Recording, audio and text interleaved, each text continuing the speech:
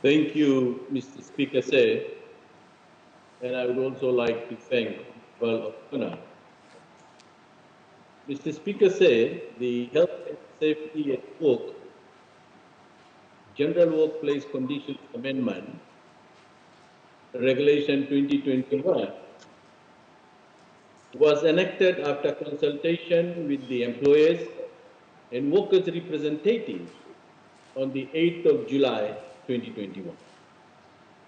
Mr. Speaker, sir, my Ministry of Employment through the National OHS Services are currently conducting awareness on the requirements of the regulations and the compliance through audits of workplaces Fiji-wide.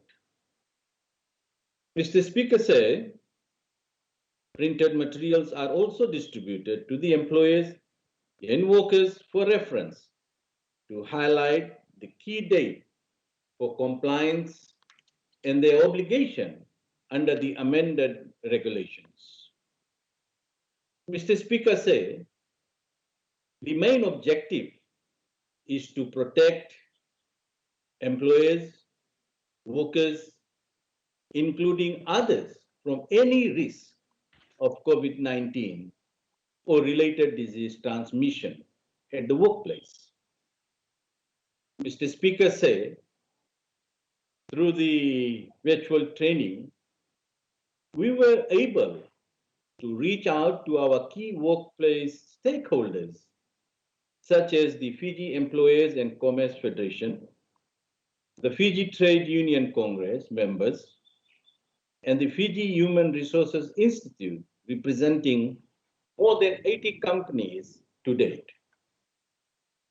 Mr. Speaker said, Ministry for Employment is also conducting workplace audits in parallel with awareness programs to ascertain the implementation of the COVID-19 protocols in the workplaces. The audit includes verification of the workplace COVID-19 management systems and procedures, the vaccination data of employers and workers. Mr. Speaker said, I wish to inform this August House that to date my ministry has conducted 5,188 COVID-19 audits to the targeted 16,226 workplaces, which is registered under the ministry.